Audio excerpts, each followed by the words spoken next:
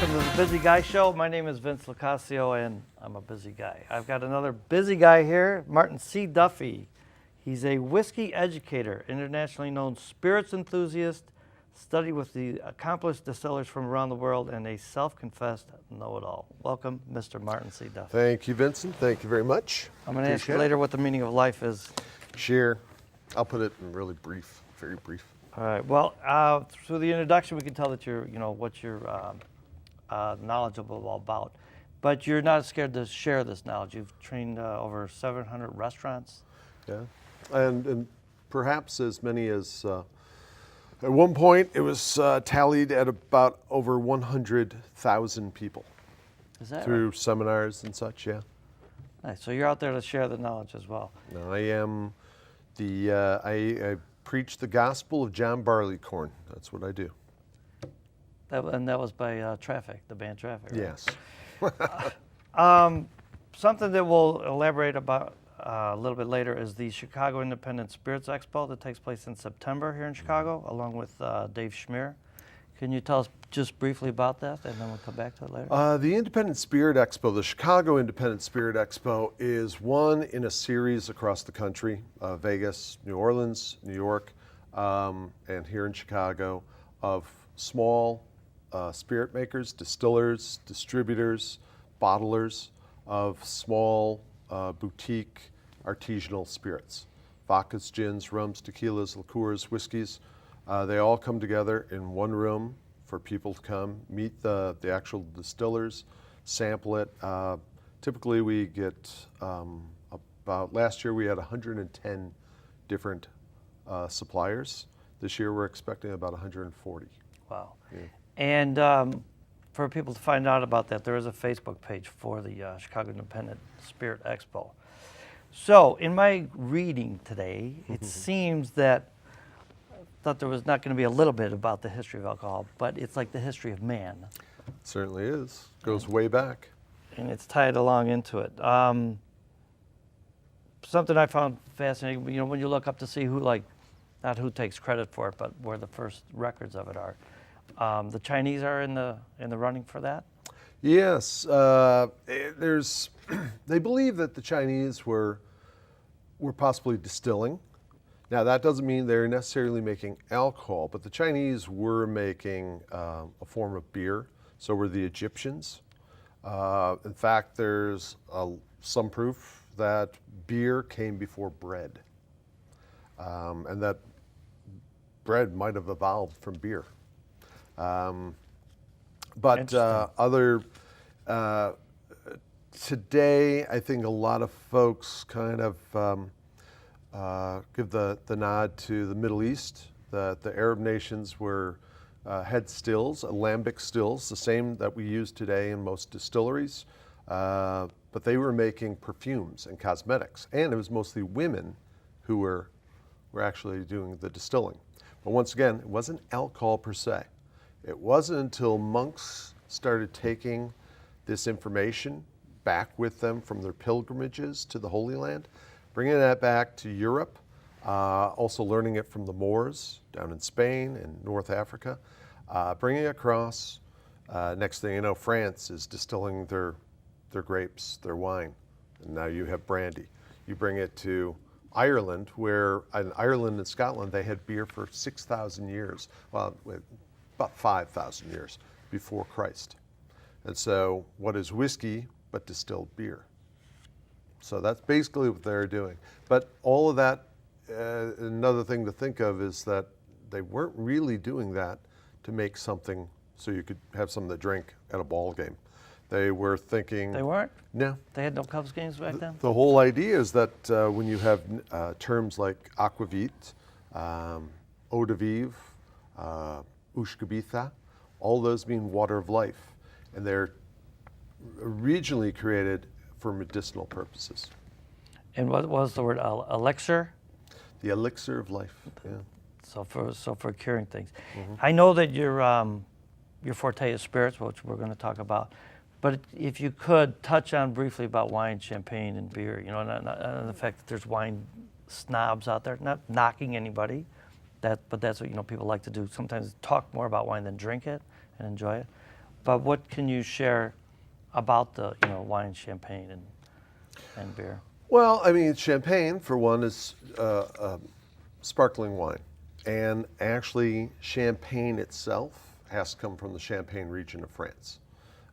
Anywhere else, something that's a sparkling wine, that's what it's called, sparkling wine. You can't get a champagne from Northern California. Then you have beer. Well, right now, the craft beer industry is enormous in the United States and throughout the world.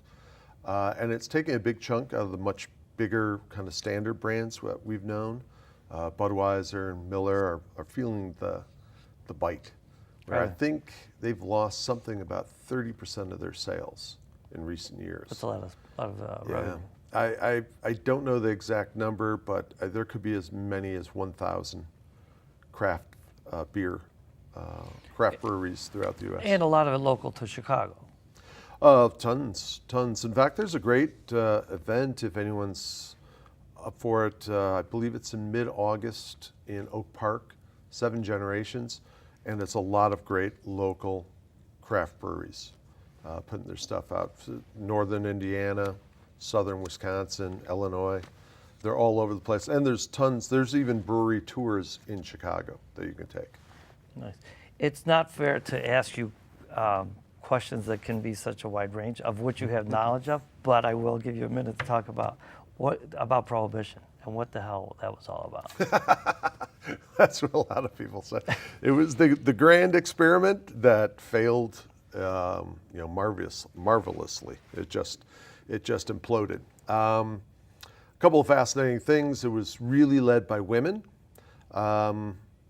In fact, right here just north of Chicago in Evanston was the home base of a woman who, in the mid 1800s, really, temperance was kind of dying out a little bit, but she started it up again.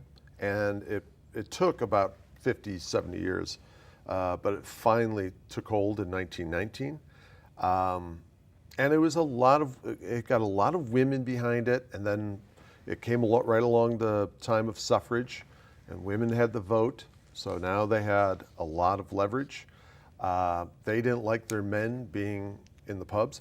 And the other a lot of things that a lot of people think about, I can't say remember because I don't think there's a lot of people alive now who could remember it. But before Prohibition, you didn't see a lot of women. Women really weren't allowed in taverns. Mm-hmm. It was Prohibition that brought together not only men and women, but the races too, blacks and whites. It was the jazz age, so you had a lot of black jazz musicians being brought in there, and you had this whole big commingling that you still see to this day. It was really Prohibition that brought it about. And near the end, in the early 1930s, is when it was women, once again, who were sick of the crime. All the gangsters, the Al Capone era, mm-hmm. They were so sick of it, they were the ones who were leading the charge to repeal Prohibition as well. Well, only because we talked about it briefly before, but it's funny how you mentioned, we talked about Chicago bars and how, kids drinking, whatever, but you talked about how it was, the bar was more than what we know it now. It was a communal place to, the kids went and learned responsibly how to drink. Yeah. No, it's amazing. Not that they were feeding them drinks. Well, especially back in the day when Chicago had real strong ethnic neighborhoods. Bridgeport always comes to mind with me. I'm Irish American, and Bridgeport was this heavy Irish neighborhood. You go down there to this day, same thing in Bucktown and Wicker Park. You'll find you walk through the neighborhoods and you'll see these four corners that still have these buildings that look different. They have the doors on the angle. Mm-hmm. Well, those all used to be taverns. And people on that side of the street would all meet up at that tavern. Or sometimes they would do a little round robin and visit all the bars. And that's where it was communal. That's where the families went. So mom and dad would go there. They would go with the kids. A lot of this was brought over from Europe. Still to this day, in some parts of Ireland, you go to Ireland, and it was very common. You brought the kids in. You'd see kids playing in the pub while Dad is, drinking a pint, and Mom and After the a hard day ladies at are work. talking. A hard day at work, of Oh, course. sure it Sure, to be sure. But that came over, and that was a sense of community. And it's kind of sad in some ways that it's gone, because also it was also a way for young people to learn how to drink.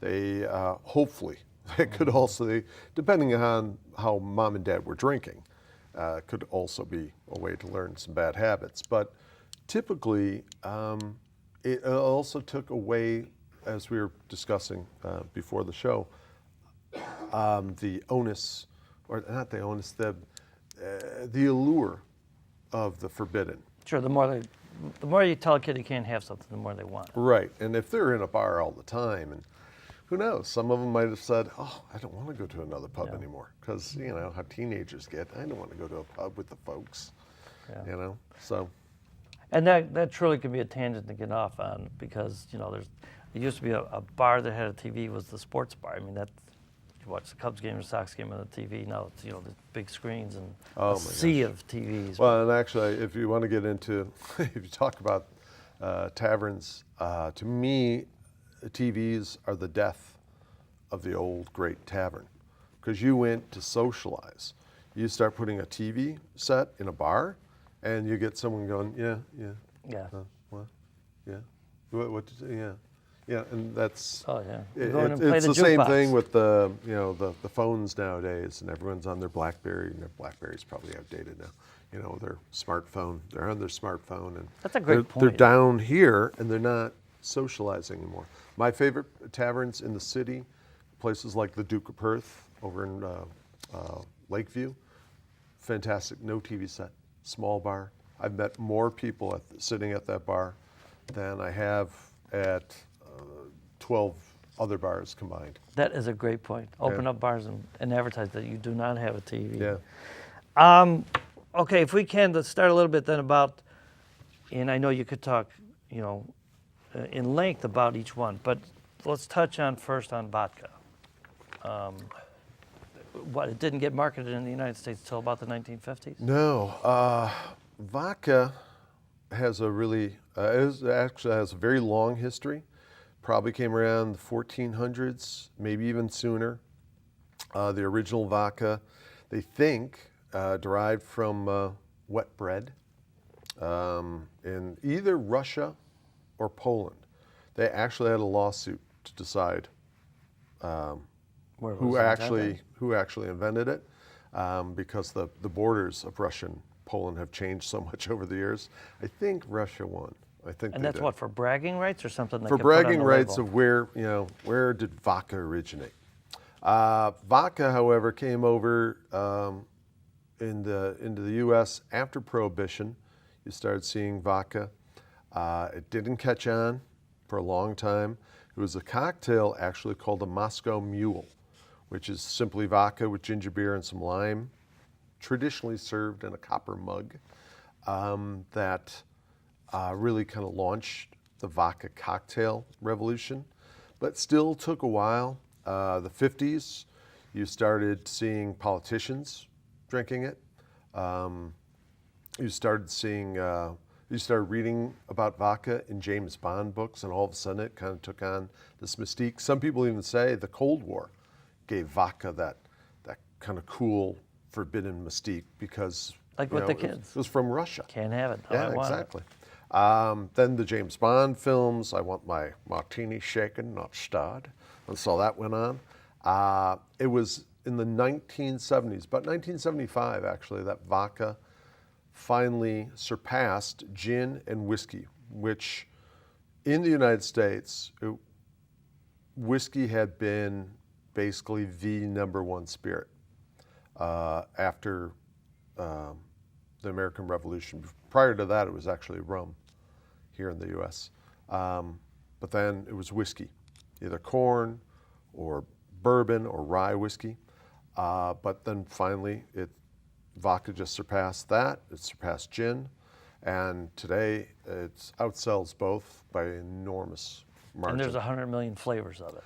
Tons of flavors, tons of different brands. A lot of these micro distilleries have to start. A lot of them try to start by making a vodka, because vodka you can make basically in a day.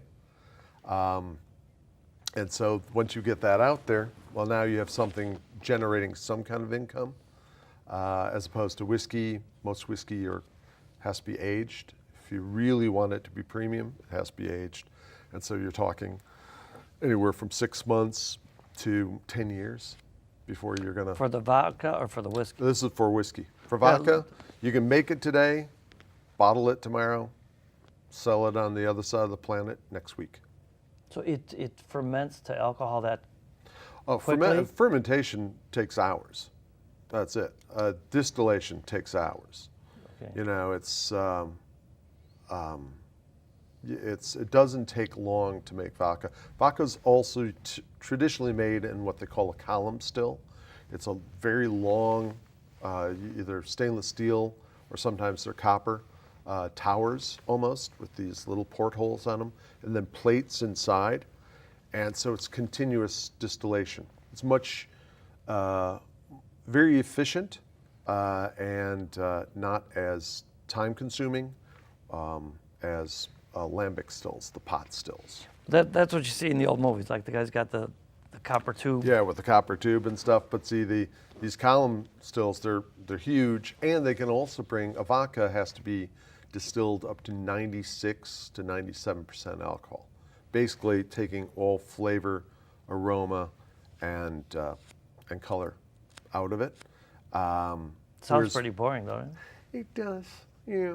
Now that, I mean, it just because you talked about earlier about more marketing. an American thing and kind of more of a Western thing. There are vodkas, especially in Eastern Europe, that do have color, do have flavor. They don't distill it that high, or they'll use like buffalo grass, bison grass. They'll stick it in the bottle, and it starts taking a little bit of color and flavor of the grass. Interesting. Yeah. And like I say, it's not fair to ask you to just touch on something, but whiskey, Scotch whiskey, and then there's bourbon. What's that all about? Well, when you're talking about whiskey actually originally, whiskey is a general term. It's an umbrella term because you have Scotch whiskey, bourbon is a whiskey, Irish is whiskey. The Japanese make whiskey. They make whiskey in New Zealand. They make it in Germany. They make whiskey almost everywhere. There's even a whiskey distillery in Pakistan where alcohol is forbidden. Go figure. But it's there. Yeah, it's there. The whiskey is regional. Scotch whiskey can only come from Scotland. The two types of Scotch whiskey, you have single malts, which is single whiskey made from a single grain, which is barley, made at a single distillery. That's a single malt. It has to be aged for a minimum of 3 years in a wooden cask, a wooden barrel, and that is typically a former bourbon cask. Then you have a blend. Blend is a blend of different single malts along with grain whiskey, which is made in that column still. Irish whiskey, same thing, except it has to be made in Ireland. And then you have bourbon is a product of the United States. Can only be made in the U.S., does not have to come from Kentucky, and it definitely doesn't come from Bourbon County, Kentucky. It has to be at least 51% corn and aged in a brand new barrel. They use those barrels only once, sell them off to the Scots, the Irish, the Canadians, the Japanese. However, strangely enough, there is a barrel shortage, kind of in relationship to the housing downslope that we've had over the last couple of years. There's not enough lumber being cut, and that lumber, the offshoot of that was always making barrels, coopering. So there wasn't a lot of barrels being made recently. Now they can make as much whiskey as they want, but they can't age it in anything. They don't have enough barrels. And that is going to have a ripple effect because if you're not making a lot of bourbon right now, you don't have barrels for bourbon, well, eventually you're not going to have any new barrels for the Scots, the Irish, Canadians, Japanese, or even tequila. Some tequila is aged in bourbon casks. They can't turn to stainless like they do with wine, right? 'Cause It they're wouldn't looking do for the anything flavor. because it receives up to, not always, it can receive up to about 60 to 70% of its aroma and flavor from the wood of the barrel, and 100% of its color. So you make moonshine, which doesn't require to be aged, and corn whiskey doesn't require to be aged, but you can't have bourbon. Okay. There's a few left to touch on, but I don't want to miss out on what you brought here to show us. Okay. But the trends, I mean, there's everything we talked about from, Kennedy like in Heineken or James Bond like in, vodka. Sex and the City comes out in the Cosmos, and then everybody wants to drink Cosmos. But what do you see with all these trends? I mean, well, as far as cocktails, nowadays there's such a focus on it that some of it is marketed driven, as opposed to just being kind of organic. Like Sex and the City, I don't think they're really trying to push the Cosmo. Cosmo kind of actually came first in New York. Mm-hmm. He's basically called the king of cocktails, is Dale DeGroff. What a title. I know, isn't that something? He created he basically refined the Cosmo in New York, and it became just the drink. That's everyone's drinking. And so Sex and the City actually got on top of that. And nowadays it seems like they're pushing, and you got a lot of product placement. So nowadays James Bond was drinking Heineken in the last James Bond film, product placement. So as far as trends, I see it more in as far as what these craft guys are doing. There's upheaval down in Tennessee of what is a Tennessee whiskey. You have a lot of these craft distilleries are the ones kind of changing things up. What you originally thought of as American whiskey, they're using grains that aren't barley, corn, wheat, or rye. They might be Caval over here from Chicago uses millet and spelt. Grains I think most people have never heard of. Well, the trends we could talk about, it goes on and on, right? Mad Men comes out with this. They want everybody, there's trends. But tell us, if you could, please, about what you brought today and about the craft kind of thing. Well, that's going on. The wonderful thing, and I got involved in the Independent Spirit Expo back in 2011 when I went to help my friend Dave Schmier with the expo in New York City. And I was just bowled over by what some of these folks were doing. What they're using as their source to create the alcohol, the base spirit.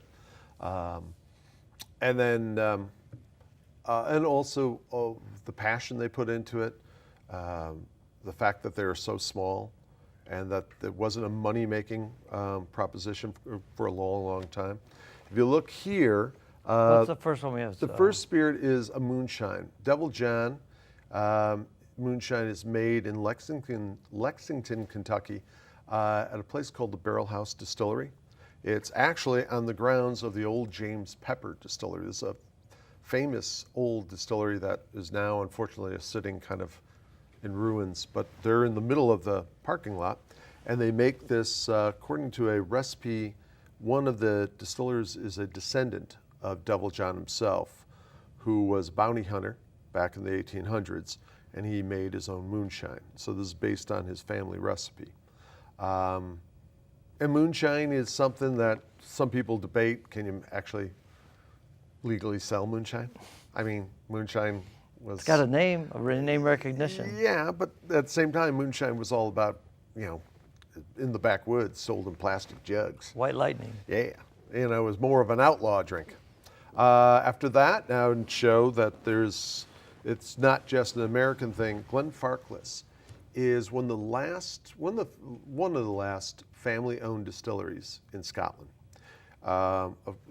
The current CEO is a good friend of mine, George Grant, and his family. He's the sixth generation of the Grants to make this whiskey. Beautiful, unpeated so they don't smoke the barley. So not all Scotches have that big smoky character. This is one of them. This is made up in the Speyside region. And a funny thing is, if you go to his distillery, there are all these portraits of all the Grants, all the generations, and there's going to be a portrait of George when he gets old. He's still in his 30s. But he married a Japanese-American woman, very sweet woman, Stephanie, who, and they have 2 beautiful young girls. So if they inherit the company, all of a sudden you'll see all these old Scotsmen, Portraits. and then you'll see this pretty young Japanese Scottish girl.